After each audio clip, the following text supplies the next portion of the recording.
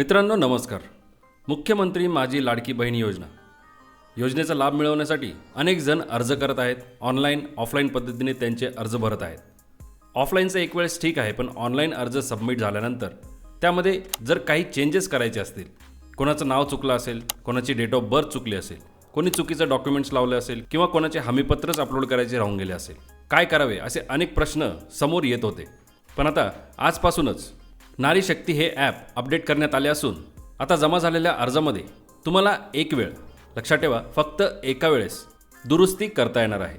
जी काही माहिती तुम्हाला बदल करायची आहे ती एकाच वेळेस एडिट ऑप्शनवर क्लिक करून बदल करता येणार आहे. तर त्याची संपूर्ण प्रोसेस आजच्या या व्हिडिओमध्ये आपण जाणून घेणार आहोत. त्यापूर्वी जर आपल्या चॅनलवर नवीन असाल तर सबस्क्राईब करा, बेल आयकन प्रेस करून ऑल नोटिफिकेशन सिलेक्ट करा.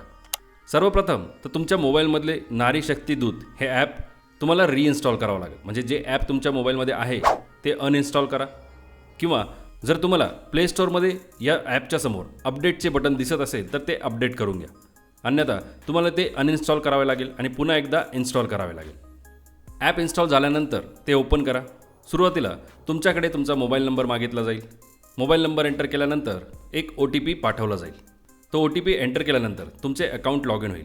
शक्य आहे की पुन्हा एकदा तुम्हाला तुमची प्रोफाईल अपडेट करण्यासाठी सांगितले जाईल. जर केलेली नसेल तर ती तुम्ही अपडेट करून घ्या.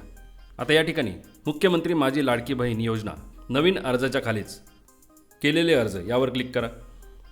मित्रांनो लक्षात ठेवा, एक प्रोफाईल तयार केल्यानंतर त्यात तुम्ही मल्टिपल अर्ज भरू शकतात. अनेकांचे प्रश्न होते की जर आपण आपलाच मोबाईल नंबर टाकला तर फक्त आपलाच अर्ज भरता येतो का, इतर कोणाचा अर्ज भरता येत नाही का? तर असं काही नाही आहे. तुम्ही सुरुवातीला तुमचा मोबाईल नंबर टाकला असेल आणि तुमचा अर्ज भरला असेल तरीसुद्धा तुम्ही इतरांचेही अर्ज त्याच प्रोफाईलच्या अंडर भरू शकतात. फक्त माहिती त्या महिलांची असली पाहिजे. तर यापैकी जे काही अर्ज तुमच्या प्रोफाईलच्या अंडर भरले गेलेले आहेत किंवा फक्त तुमचा अर्ज असेल जो चुकीचा असेल किंवा त्यात काही दुरुस्ती करायची असेल तो समोर दाखवला जाईल. जो अर्ज आपल्याला बदलायचा आहे त्याच्यावर क्लिक करा. अर्ज क्लिक केल्यानंतर याआधी तुम्ही भरलेली अर्जाची माहिती पूर्णपणे तुमच्या स्क्रीनवर दाखवली जाईल. ती पुन्हा एकदा चेक करा. ज्या ज्या ठिकाणी चुका दुरुस्ती करायच्या आहेत त्या नोट डाऊन करून घ्या.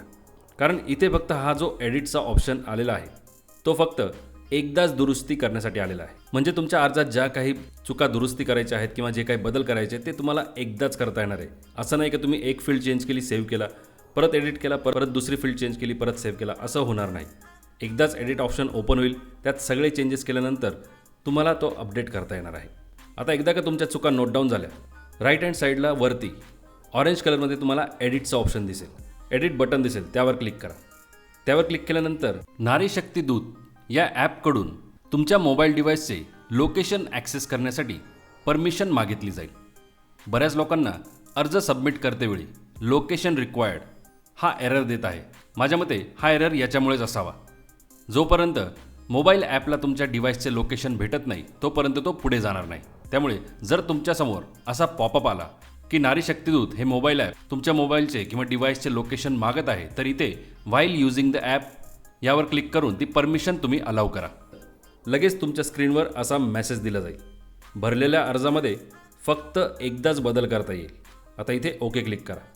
यानंतर ज्या सर्व फील्ड अर्ज भरताना आपल्याला ओपन झाल्या होत्या त्या सर्व फील्ड्स या ठिकाणी ओपन असतील. म्हणजे तुमचं नाव, आडनाव, लग्नापूर्वीचं नाव, जन्मतारीख, पत्ता, ह्या सगळ्या गोष्टी, त्याच्यानंतर तुमचे डॉक्युमेंट्स, वैवाहिक स्थिती, ज्या सर्व फील्ड्स नवीन अर्ज भरताना ओपन होते त्या सर्व फील्ड्स इथं ओपन होणार आहेत. त्याच्यामुळे ज्या ज्या फील्ड्समध्ये तुम्हाला चेंजेस करायचे आहे तिथे चेंजेस करून घ्या.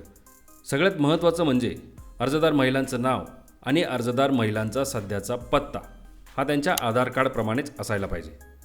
अनेक जणांनी याआधी त्यांचा जन्म जिथं झाला असेल किंवा त्यांच्या गावाकडचा पत्ता टाकलेला होता, पण आता तसं चालणार नाही. इथे फक्त आधार कार्डवरचाच पत्ता टाकायचा आहे आणि संपूर्ण नाव हे देखील आधार कार्डवरूनच भरायचे आहे. आता ज्या ज्या फील्डमध्ये तुम्ही चेंजेस केले असतील ते एकदा पुन्हा चेक करा. काही डॉक्युमेंट्स तुम्हाला अपडेट करायचे असतील, जसे तुम्ही हमीपत्राच्या जागी उत्पन्नाचा दाखला लावला असेल किंवा चुकीचेच डॉक्युमेंट अपलोड केले असेल, तर इथे तुम्हाला अशा प्रकारचा एक लाल बॉक्स दिसेल.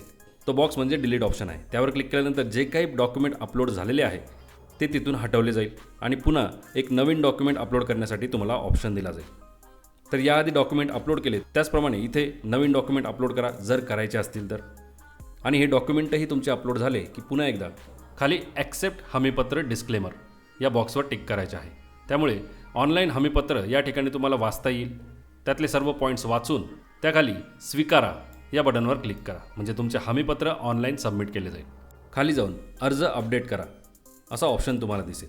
त्यावर क्लिक केल्यानंतर जी काही नवीन माहिती तुम्ही भरली आहे, जे काही नवीन डॉक्युमेंट्स तुम्ही अपलोड केले आहेत, ते सर्व पुन्हा एकदा प्रिव्ह्यूसाठी तुम्हाला स्क्रीनवर दाखवले जातील. सर्व माहिती पुन्हा एकदा व्यवस्थित चेक करा, कारण हा शेवटचा चान्स आहे ज्यामध्ये तुम्ही तुमचा अर्ज एडिट करू शकताय. यानंतर कुठलाही चान्स मिळणार नाही, कुठलाही पर्याय दिला जाणार नाही. सर्व माहिती बरोबर असेल तर अर्ज सबमिट करा या ऑप्शनवर क्लिक करा. यानंतर तुमच्या मोबाईल नंबरवर, तुम्ही दिलेल्या मोबाईल नंबरवर पुन्हा एक OTP येईल आणि तो OTP एंटर केल्यानंतर फॉर्म सबमिट केला जाईल. तर अशा प्रकारे अर्ज दुरुस्तीची प्रक्रिया सुरू झालेली आहे. जर तुमचाही अर्ज चुकला असेल तर लवकरात लवकर त्यात बदल करून घ्या आणि अर्ज अपडेट करा. धन्यवाद. जय हिंद, जय महाराष्ट्र.